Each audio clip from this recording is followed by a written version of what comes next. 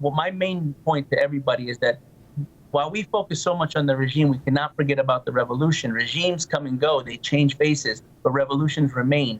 And the revolution is advancing through the exportation of the refugees. And we have to contain the refugee crisis first before we move anything else.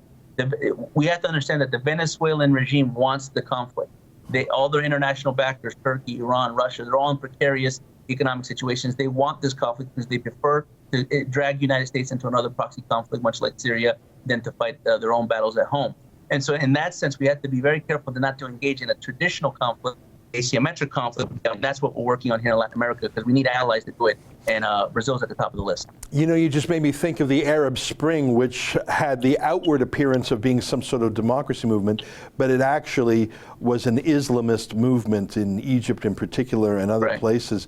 And you've terrified me because you're right. Pushing out, destabilizing the refugee flood that would turn Latin America, South America into what Syria and other countries were like. Just very, very scary stuff.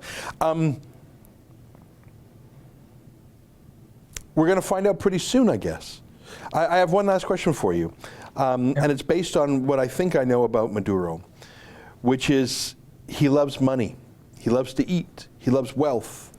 There's this famous video of him going to, speaking of Turkey, going to a Turkish steakhouse by a bit of a steakhouse celebrity. Salt Bay is his nickname.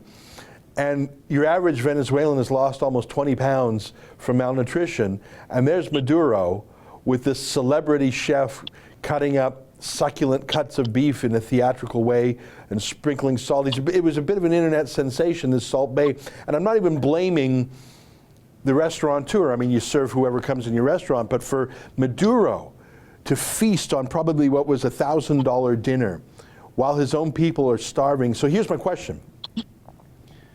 Maybe someone says, look, Maduro, go to Havana, go to Istanbul, take your money with you, take your family with you, live in a luxury mansion, have the rest of your life in retirement as a billionaire. You'll be a rogue, you won't be allowed to travel much, but you'll have your life and your money. Get out, and that's really what you care about, money. Go into exile and end this problem nonviolently. Do you think that's a possibility, to appeal to his ego and wealth and selfishness?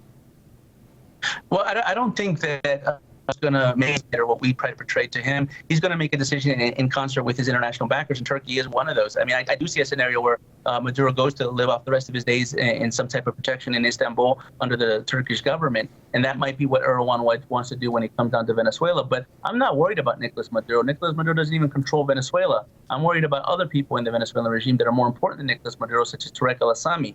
Tarek al-Assami has a much more power control over the armed forces, over the economy, over the natural resources of the country, and he has a threat network that extends all the way into the Middle East and all throughout Latin America that's much more dangerous than Nicolas Maduro. So what will we do with Tarek al-Assami and then all the other individuals that are in the regime? We've counted about 250 individuals in the high command of the regime that are either narco traffickers, military commanders, or corrupt politicians that control that country. One individual isn't good enough. There has to be a clean slate. That's an excerpt from the Ezra Levant show. Every day I do a video monologue and then I interview an interesting guest, and then I end by reading my hate mail. But you've got to subscribe to it, which you can do at therebel.media/shows.